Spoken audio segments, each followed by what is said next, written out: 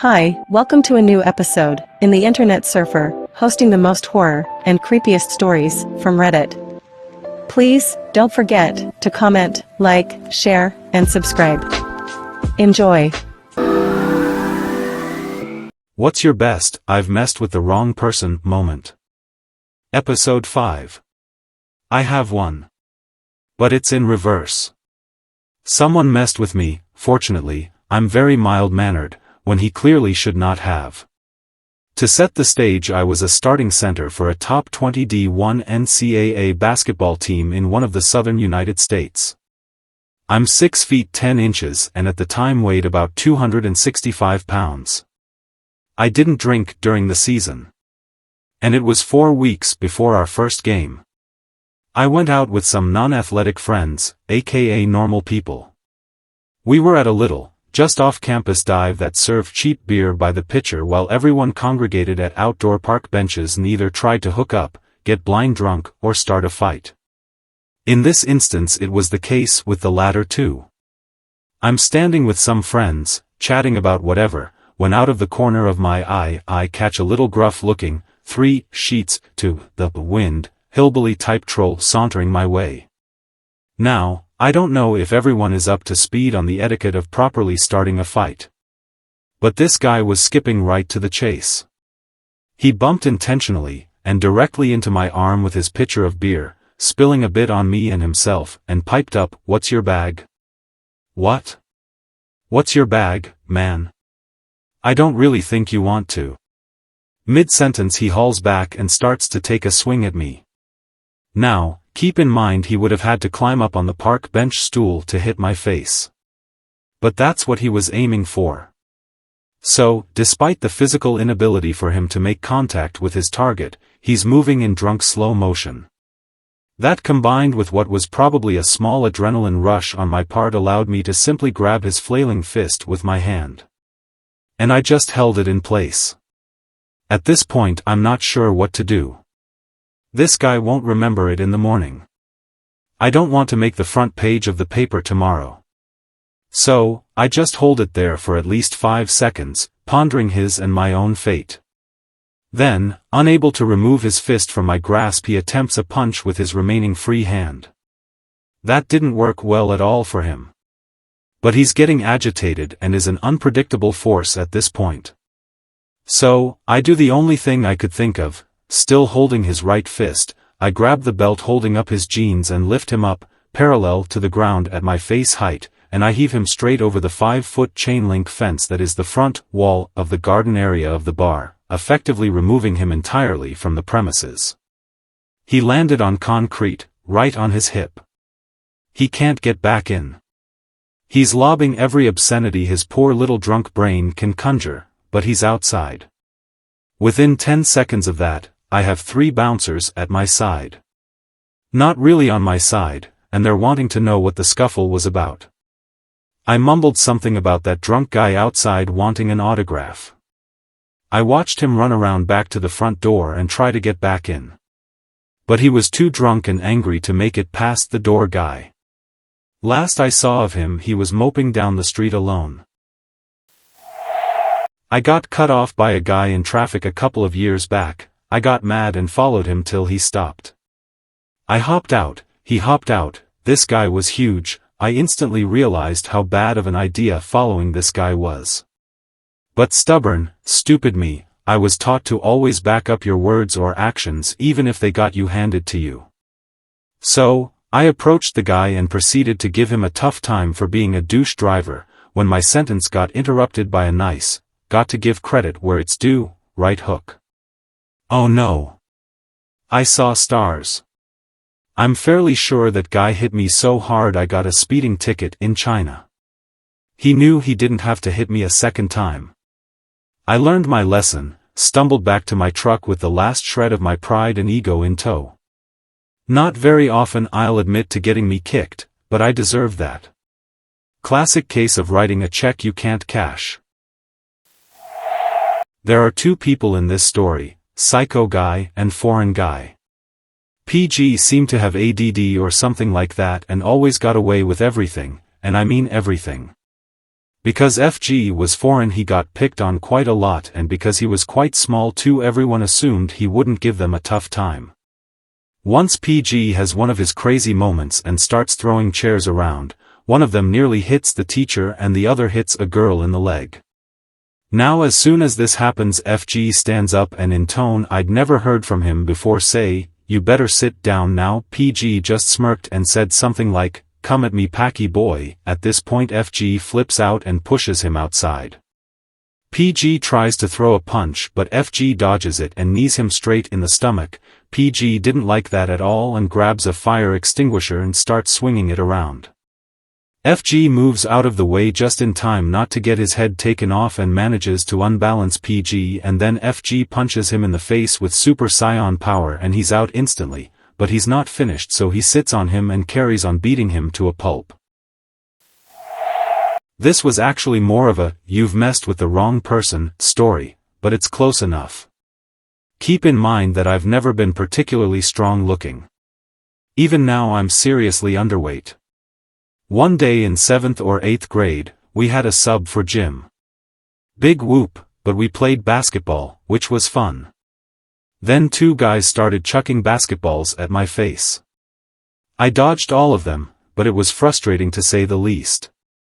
Gym is over, and we go to the locker rooms. One of the same guys that threw basketballs at me pushed me up against a wall, and they laughed as they walked away unseen. I had it.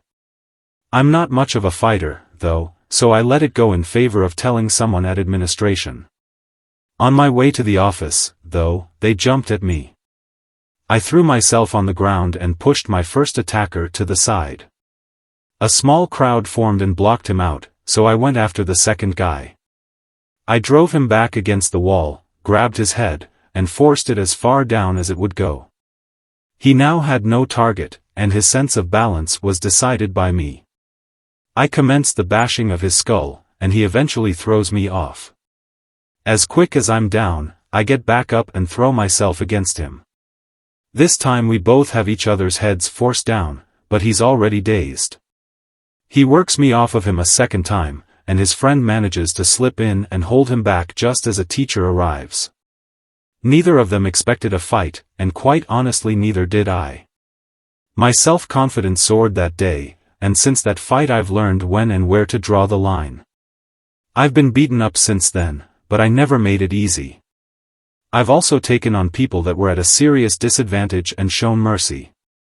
I know when enough is enough, even though the first people I ever had an actual fight with took it too far. I was really good friends with this girl in my first year in high school. We had been friends since junior high, but there were a lot of new kids coming into the school because it was a good high school. Anyway, she ended up dating this guy who was new to the school. He was your average giant overgrown ape of a first-year student. Starting fullback, popular with the girls, however he was ugly as all hell. But you know how it is. The biggest kid gets the ladies. As a joke I told her that her boyfriend resembled Shrek, and she made a side-by-side comparison on her phone and left it there. He then saw it and found out it was me who had said that he resembled Shrek. He wanted to fight me, and I was scared out of my mind. I stood there at 5 feet 6 inches and 108 pounds, and just hid among the crowd until that whole thing died down about a week later. I wasn't about to fight the 6 feet 0 inches 185 pounds fullback. This is a sport one. I played high school football in NJ. Our high school was a perennial power, and we always had plenty of all-country, all-league, all-group, all-state guys. Leading up to a game against Moorestown High School, we kept hearing about this stud sophomore running back that was coming into the season as the unquestioned lead back for that team. We played them in the opening game of the season and all kind of bristled at the fact that all the talk leading up to the game was about this 15-year-old kid that hadn't done anything to earn the attention. We started the game off with 3 monster hits in 3 straight plays, and the defense was fired up and talking all kinds of stuff. Fast forward to the end of the game, and this kid ended up totally gashing us for about 275 total yards, though we still won. For college football fans, this kid was Albert Young. He ended up becoming the all-time leading rusher in South Jersey, the South Jersey Offensive Player of the Decade, and future Iowa Hawkeye. One kid I went to school with and played hockey against got the bright idea to start bullying me in high school. I was by no means a small kid nor fat. I was 6 feet and weighed about 200 pounds. He made fun of me for being fat all the time despite only being chubby. So, when we played his team, I had a good friend on his team give him a suicide pass so I could hit him hard. Well, my friend could not have set this kid up better for getting hit. Straight from behind him and between his feet. I had a good speed going because I knew it was going to happen. I hit him as hard as I could and knocked him out cold. Everyone was stunned. This little prick who had always bullied me was now laying there unconscious. The rink was silent, until my 70-year-old coach started giggling like a student. I was pretty close to him, so he knew why I hit the kid so hard. The kid never played hockey again and never came near me or made fun of me again. This boy who had been attempting to bully me had failed. Despite being a year younger, I was about 3 inches taller and a halva a lot tougher. To add some background, I was 10 and he was 11. He decided that to make me angry he'd start on my 6-year-old sister. He approaches her one day in the park when she's playing on her skateboard, she's an active child, and starts ranting off at her. Then he makes the mistake of shoving her. What he didn't know was that our dad had taught both me and my sister how to fight at an early age. My sister kicked him in the nuts, then walloped him with a skateboard. He learned his lesson. Never pick on a girl unless you're certain she's harmless, and even then don't try. I was driving through the McDonald's drive-thru late at night, and as usual, there was a bunch of hooligans in the main parking lot leaning against cars and smoking as they do. After I made my order and started driving out, we were stopped in the waiting bay which was parallel to the parking lot and were in full view of them, who were all still swearing about and being generally macho. My girlfriend was in the car in the passenger seat, and we were chatting away until we saw the idiots staring over at us and pointing. This started to annoy me quite a bit. We eventually received our meal and began to drive off until I heard a voice cry out, "Your girlfriend is hot." At that point I slammed my foot on the brakes and swung my door open to find the culprit when I saw that he was a good 9 to 10 inch of height than me and was clearly a gym junkie. I knew that it would be stupid to try and fight him, so I got back in the car and laughed at him, calling him a dick-gobbling road. It frustrated me to know that I couldn't stand up for my girlfriend, but I knew I wouldn't come out looking pretty. A friend of mine used to play safely for the football team at the college he and I attended. In his free time, he would instruct one of those fitness boot camp classes that took place at like 5 in the morning, and then at night, after class and football practice, he was a personal trainer. 5 feet 9 inches, 230 pounds with, somehow, little man syndrome. Met him because I worked with his girlfriend, and he got along really well with our work crowd. One of our work friends was getting married in Austin and we were all invited, so we went down to spend the weekend there. The night of the wedding/reception we all go to 6th Street in Austin as a post-reception hangout away from the family members. He and his girlfriend left first and got in his car nearby. We're all sitting on the patio, and they pull up next to the bar/restaurant we're at and wave goodbye and honk at us to get our attention. This group of 5 brothers crossing the street in front of them think, I can only surmise, that he's honking at them to hurry up, and one of them gets irrationally angry. This passerby walks over to the passenger side of his car, where his girlfriend was, and punches the car window. The window shatters and my friend looks over and only sees his girlfriend's face starting to bleed. Throws it in the park and gets out of the car. Now normally, in most fights you see, there's like 5 to 10 minutes of back and forth stuff talking to get the other guy to back down. That didn't happen. He calmly walks over and lays the guy out with a single punch. His friends joined in and 2 of them got down within the few seconds it took for a couple of us still sitting to find a way off the patio and onto the street. The other two ran off and my friend ran them down, so we tend to his girlfriend and call the police. Police show up, interview a couple of us and a couple of other people sitting outside and then arrest the 3 KO'd men on the pavement. They ask where the other 2 are and my friend directs them around the corner where the police officers find 2 guys knocked out cold. My friend told me he's good to go and take his girlfriend to the hospital.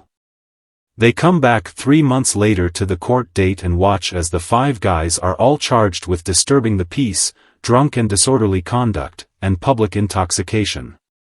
A couple of months later we had a big party for work friends and for some reason it became this weird, who can take who wrestling match for all the guys.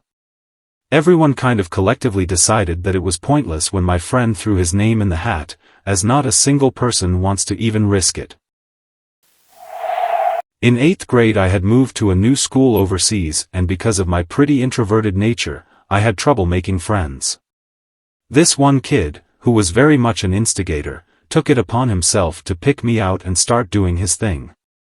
For the majority of the year, he would take verbal shots at me, and just humiliate me in general. Well, one day I'm not having the best time, and he starts again.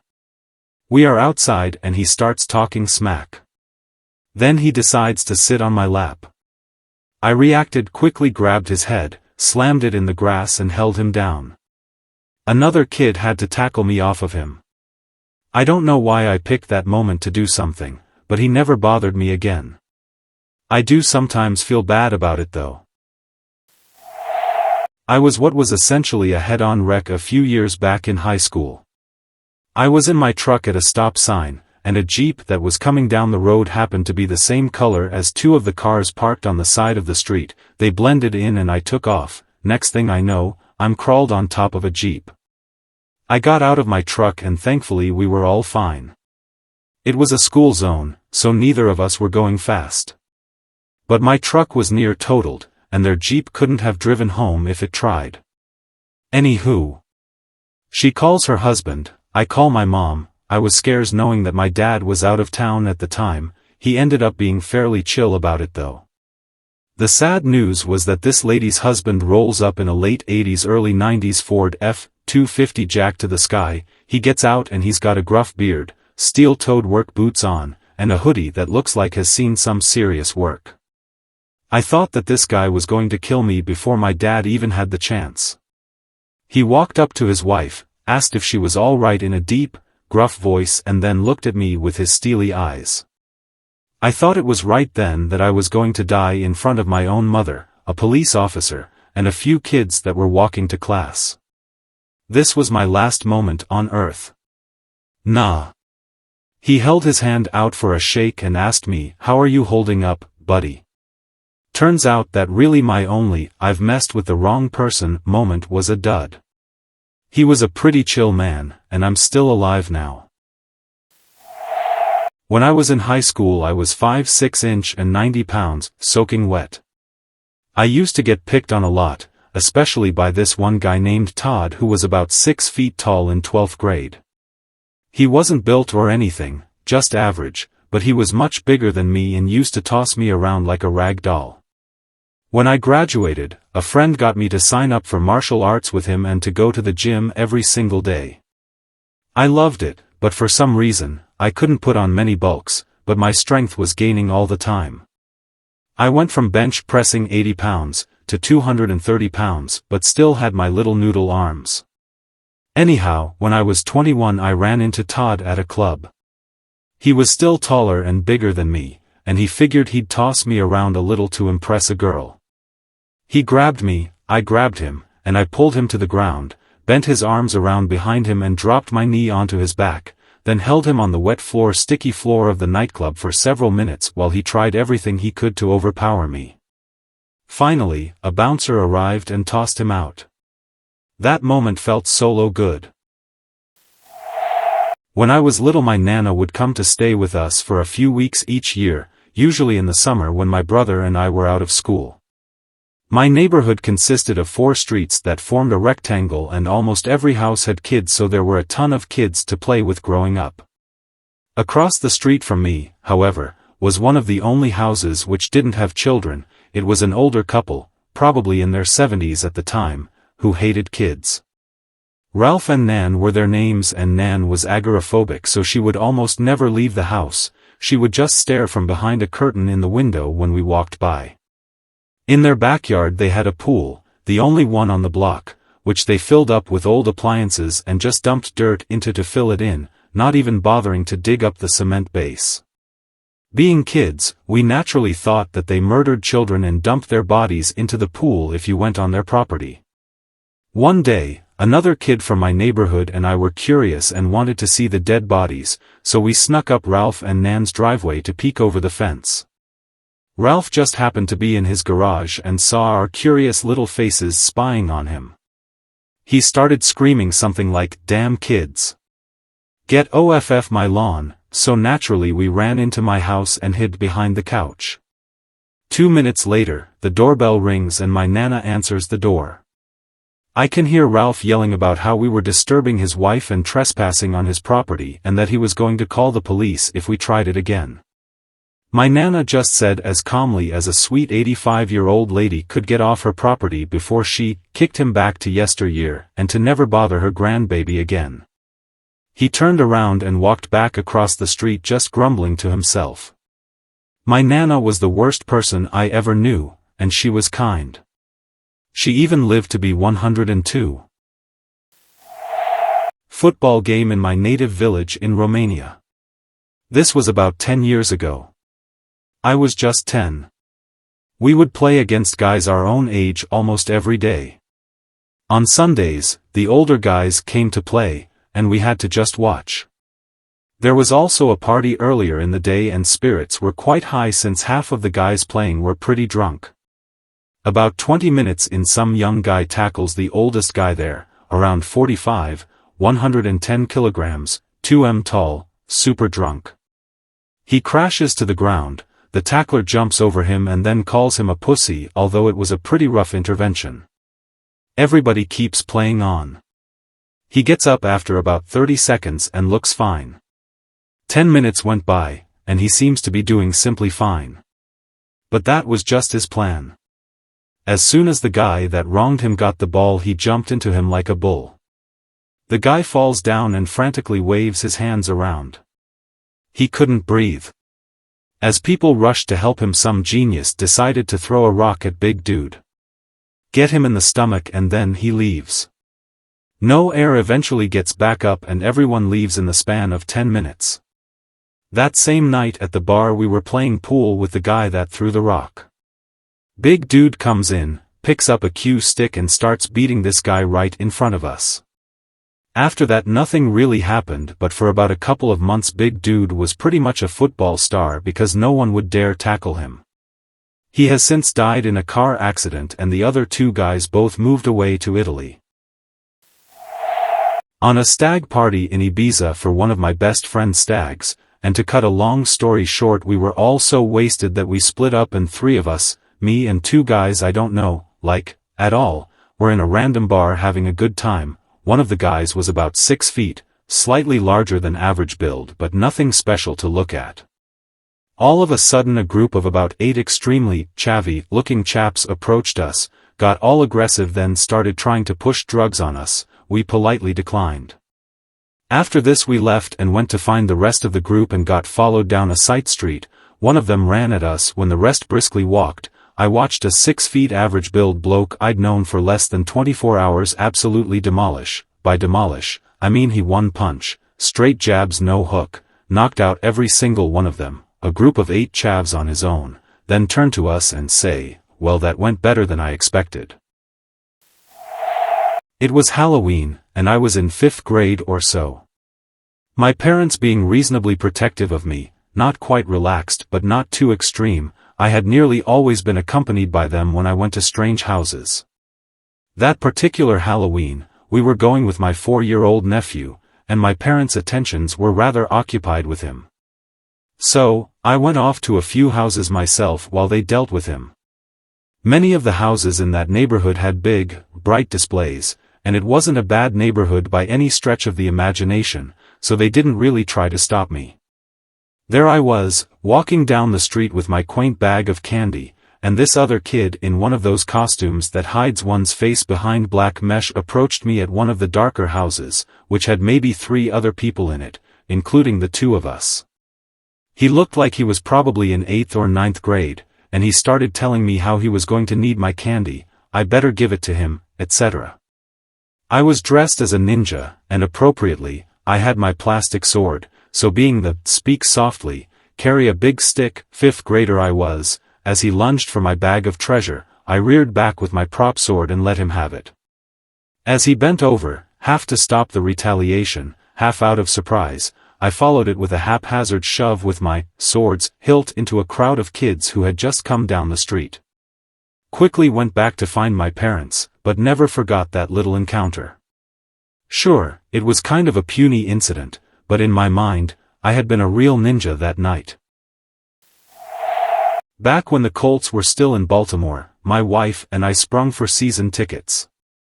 2nd row from the top of the stadium, next to last section on the first base side. This was the general location where visiting fans could find tickets.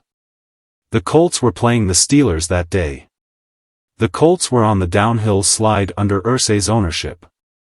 A group of about a dozen Steeler fans were about 8 seats to my right. No problems at all between the fan factions. Late in the game, something caught my eye in the Steelers Section A fight.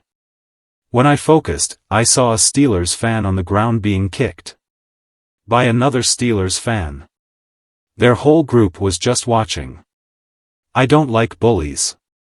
Once somebody is down and has given up, stop or I will step in. I had been a wrestler in high school and learned some more stuff in the army. I was actually a peaceful person. I didn't start fights, and when I was in them, my general tactic was to neutralize the threat rather than pummel and punish.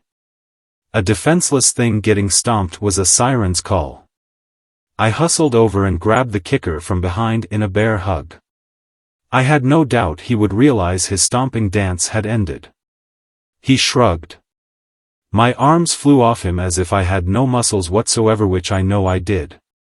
He turned and faced me with a combined look of WTF and it's your turn. Never had I felt such power, and I wrestled heavy weights. Luckily, neither my ego nor a loved one was involved. I put up my hands as if to say, it's your friend, sorry for the interruption. And backed slowly toward my seat. He accepted that. I don't remember what happened to the stomped guy, but no police, ushers or medics ever came up that high. My best friend is Polish. I went round to his house for supper. His parents are very formal and demanded I dress properly and wash myself. His father was covered in tattoos, although he tried to hide them with long-sleeved shirts and ties. This guy was built like a brick house. I may have made a joke about Poland. He invited me to step outside and lifted 15-year-old me up by the scruff of my neck and held a dinner knife to my face. He gave me a lecture about showing respect, then let me go. Turns out he had served in almost every Soviet conflict since 1970s in some kind of light infantry regiment. From that point on I had immense respect for the man. Thanks for watching. Please comment, like, share and subscribe. The Internet Surfer on YouTube for more horror and scary stories.